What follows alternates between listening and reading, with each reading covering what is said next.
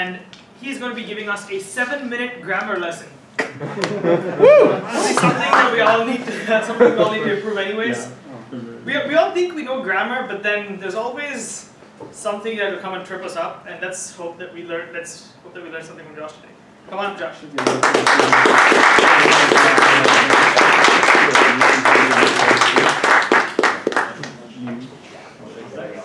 Continue my contract losses next time.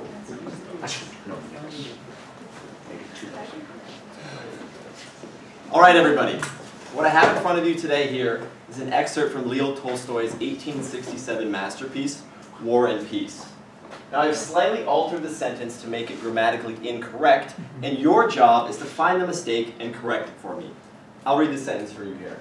At the porch, he met two of the landed gentry, one of whom he knew. Now, keep in mind, landed gentry is just a British social class, nothing ridiculous. Can anybody correct this sentence for me? Yes, Matt. You said whom? It is whom. You said who? The port. The what? You said. No, I definitely didn't. Trust me. The corrected sentence should be: at the porch he met two of the landed gentry, one of whom he knew. That's how it's whom. But as you know, Matt was a little unsure. He kind of guessed. He said, "Is it whom? I don't know." Well, a lot of you in this room probably could guess that it was whom, because it seemed a little bit obvious, and it sounds right. But today I'm going to answer the age-old question of when to use whom. Later in the speech, I'm going to give you a little bit of a tip for where you can quickly identify exactly where to use who and exactly where to use whom. It should make this process a lot easier. Let's begin. Before we start, we need to talk about a little bit of basic sentence structure. Now, for those of you that already know, I mean, you guys probably already do know in here, there's 3 parts to a sentence, but I'm going to give you a little bit of a refresher. There's the subject, the predicate, and the object. Now, the subject is who or what is doing the action of the verb. Let's look at a sentence like this. I ate an apple. I am the subject of the sentence. I'm doing the action of eating. Now, the predicate is the verb of that sentence, or the action. In this sentence, it would be eating. The word ate would be the predicate. I ate the apple. Finally, the object, the person or thing upon which the action of the verb is being carried out. In this sentence, the apple is being eaten by me. The action is being done to the apple is the object. Now let's go back to Tolstoy's sentence and see if we can dissect it and figure out where those 3 parts of speech lie in here. So first, you're looking for the subject. Well, that would be him. I don't know who he is, I haven't read the book, but in this sentence, he is the subject. He is the one doing the action. Now, if we're looking for the predicate, the verb, it's pretty obvious. It's meet. Meeting is the action that's happening in this sentence, so that's the predicate. Now, what's the object? Who is the action of the verb being done to? Well, in this case, like I said, the British social class.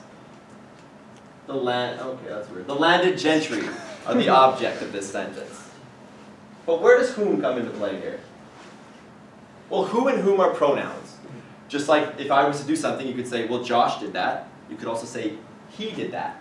The word he is a pronoun. It fills the place of a noun. Who and whom fill the places of nouns as well. However, if you're going to use who, it has to be the subject of the sentence that you're referring to. If you're using whom, the noun has to be in the object of the sentence. And that's really where it comes in. If you're using the word who, but it's in the object, you've got to switch it to whom. Let's go back to that sentence now and see why whom is the word that's used. Well, in this sentence, whom is referring to the landed gentry. And, like we said before, the landed gentry, the object of the sentence, therefore you have to use the word whom. You could use who. Now let's do an example that I made up here myself. The Patriots are playing against the Rams in the Super Bowl. Pretty obvious. Now, let's pretend that you misheard me. You didn't hear me say the Patriots. Well, you'd say an obvious sentence that even a 6-year-old can come up with. You would say, oh my Lord, what happened? You would say, who is playing against the Rams in the Super Bowl? Pretty obvious, you guys know that. But you'd have to change the sentence a little bit if you misheard the other part. If you didn't hear me say Rams, then you would have to say something like this. The Patriots are playing against whom in the Super Bowl? Because the Rams are the object of the sentence. They are being played against. Therefore, whom is the word you use. And now that you know it, it's time for a quiz. Who thinks they can answer these questions? The first one, who/whom ate my sandwich? What is the correct word to use? Can anybody answer this for me? Up in the front here. Who, exactly. Pretty easy. Who is the answer? Because it is the sub. Oh, Well, now you guys know the other one. Who slash whom should I talk to about labeling the food in the refrigerator? Does anyone have their eyes closed earlier that maybe? Yes. Okay, bonus part. Now why?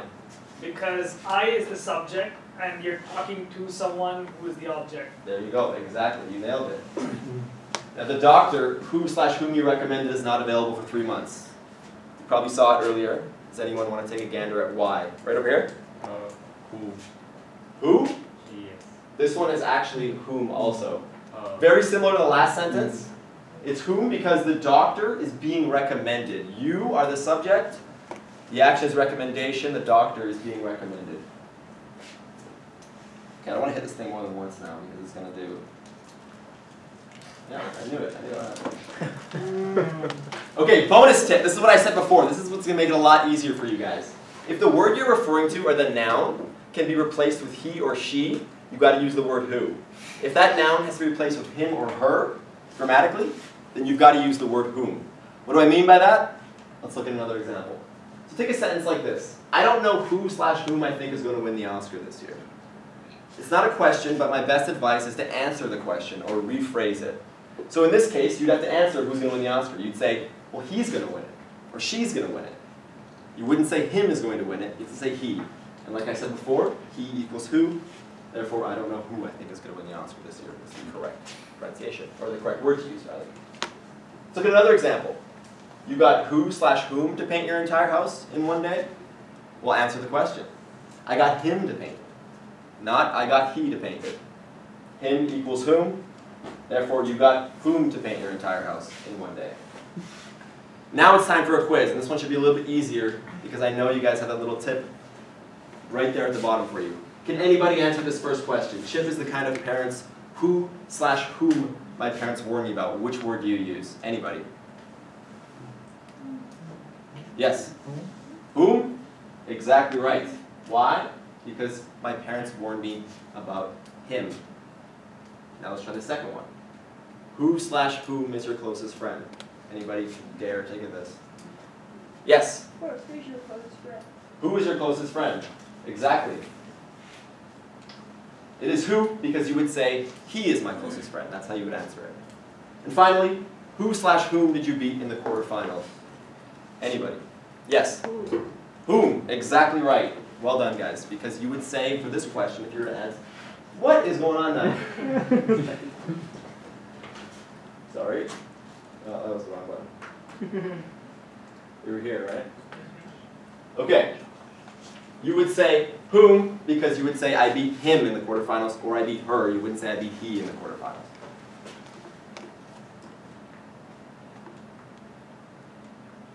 And there you have it. You now know when to use the word who and when to use the word whom. You previously thought that it was only for people who wore top hats and monocles, but now you too can go home and impress your friends, your family, and your teachers with your newfound grammatical language, or most importantly, you can correct them when they're wrong. Remember, if the word comes in the subject of the sentence, you use the word who. If it comes in the object of the sentence, you would use the word whom. If you can replace that noun with the word he or she, you use who. If it must be replaced with him or her, then you would have to use whom. Easiest way to remember that? Him equals whom. It almost rhymes. Thank you, everyone, for listening today. Now I'd like to pass the floor back to... whom?